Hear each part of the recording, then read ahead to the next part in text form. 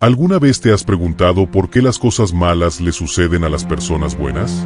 Hoy, en este fascinante viaje, exploraremos uno de los misterios más profundos de la humanidad a través de la historia de Job. Una historia que mezcla fe, desesperación y la eterna búsqueda de justicia. Pero espera, ¿qué pasaría si te dijera que esta antigua historia tiene respuestas sorprendentes y poderosas para nuestras vidas modernas? Prepárate para desafiar todo lo que creías saber sobre la adversidad, la fe y la justicia divina. Acompáñanos en este revelador viaje que te ayudará a ver la adversidad desde una perspectiva completamente nueva. La historia de Job, un hombre íntegro y justo, se encuentra en uno de los libros más antiguos y complejos de la Biblia. Job era un hombre adinerado que vivía en una región llamada Uz. Tenía una familia numerosa y poseía grandes rebaños, lo que lo hacía ser considerado el hombre más grande del Oriente. Pero lo que realmente lo distinguía era su devoción a Dios. Job era un hombre que vivía una vida moralmente recta, temía a Dios y se alejaba del mal. En el libro de Job, capítulo 1, versículos del 1 al 5, leemos: Había en la tierra de Uz un hombre llamado Job. Era irreprochable y honesto, temía a Dios y se apartaba del mal. Tenía 7 hijos y 3 hijas, y poseía 7,000 ovejas, 3,000 camellos, 500 yuntas de bueyes y 500 asnos, además de un gran número de sirvientes. Era el hombre más importante de todos los pueblos del Oriente. Job tenía la costumbre de ofrecer sacrificios a Dios en nombre de sus hijos después de que estos celebraran fiestas, pensando: quizás mis hijos hayan pecado y maldecido a Dios en sus corazones. Este detalle nos muestra lo comprometido que estaba Job con mantener una relación recta con Dios, no solo por él mismo, sino también por su familia. A pesar de su fidelidad, la historia de Job toma un giro drástico cuando Satanás aparece en la escena celestial. En Job 1, 6-12, se nos cuenta que los ángeles se presentaron ante Dios y Satanás también estaba entre ellos.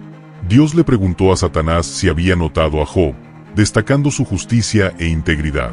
Satanás respondió con una acusación: ¿acaso Job teme a Dios sin razón? ¿No has puesto una protección alrededor de él, de su casa y de todo lo que posee? Has bendecido el trabajo de sus manos, y sus rebaños se han extendido por toda la tierra. Con estas palabras, Satanás insinúa que Job solo es fiel porque Dios lo ha bendecido abundantemente.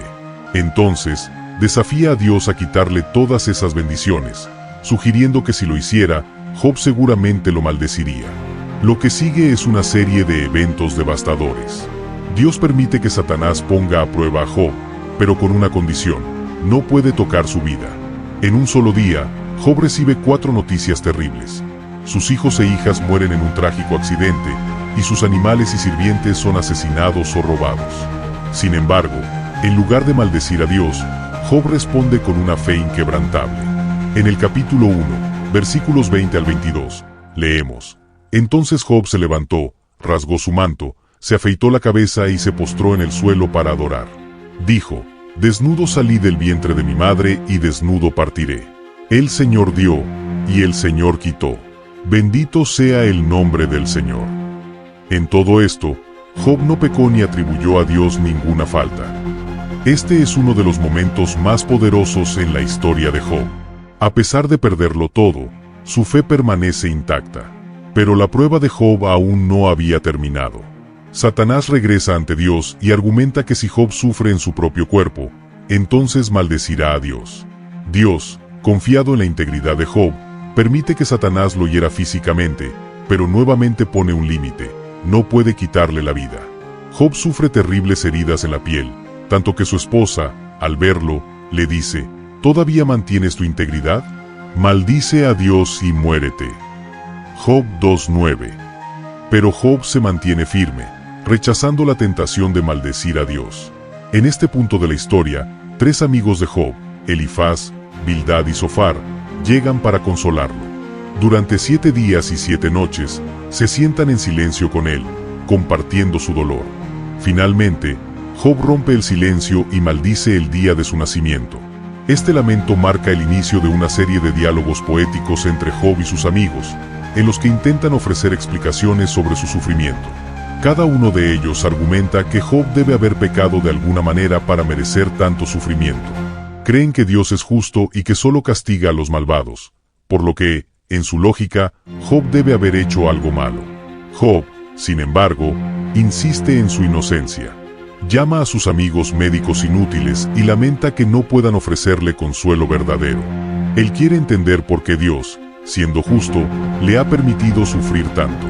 A lo largo del diálogo, Job expresa su anhelo de tener un mediador entre él y Dios, alguien que pueda defender su causa. En el capítulo 19, versículo 25, Job declara: «Sé que mi Redentor vive, y que al final se levantará sobre la tierra». Esta afirmación se ha convertido en una de las declaraciones más memorables de la Biblia. La historia llega a su clímax cuando Dios mismo interviene. Habla con Job desde una tormenta, pero en lugar de darle una explicación directa, le hace preguntas sobre la creación del mundo, destacando su vasto poder y sabiduría. Dios le recuerda a Job que hay muchas cosas que él, como ser humano, no puede comprender. La respuesta de Job a Dios es de humildad y arrepentimiento. En Job 42, 5-6, él dice: «De oídas te había oído, pero ahora mis ojos te ven. Por tanto, me retracto y me arrepiento en polvo y ceniza». En el epílogo de la historia, Dios restaura a Job. Le devuelve el doble de todo lo que había perdido, y le concede 7 hijos y 3 hijas nuevamente. Sin embargo, lo más significativo es que Job redescubre su relación con Dios. Aunque no recibe respuestas claras a todas sus preguntas, su fe se fortalece, y su vida es bendecida más allá de lo que podría haber imaginado. La historia de Job es un testimonio de la fe en medio del sufrimiento. Nos enseña que, aunque no siempre entendemos por qué enfrentamos pruebas, Dios tiene un propósito más grande que nuestras circunstancias actuales. Para los cristianos, esta historia también apunta hacia Cristo, quien sufrió en la cruz sin merecerlo, y cuya resurrección nos da esperanza más allá de esta vida. Aunque en este mundo enfrentamos dificultades, podemos tener la certeza de que Dios está con nosotros, y que en su plan perfecto, nuestras lágrimas serán secadas y nuestras preguntas serán respondidas en la eternidad. Si esta historia te ha impactado, te invitamos a reflexionar sobre el papel que la fe juega en tu vida. ¿Cómo respondes ante la adversidad? ¿Confías en que Dios tiene un plan incluso en los momentos más oscuros? Si deseas profundizar más en temas como este, suscríbete a nuestro canal para seguir explorando juntos los misterios de la fe, la justicia divina y el propósito de Dios para nuestras vidas. Nos vemos en el próximo video.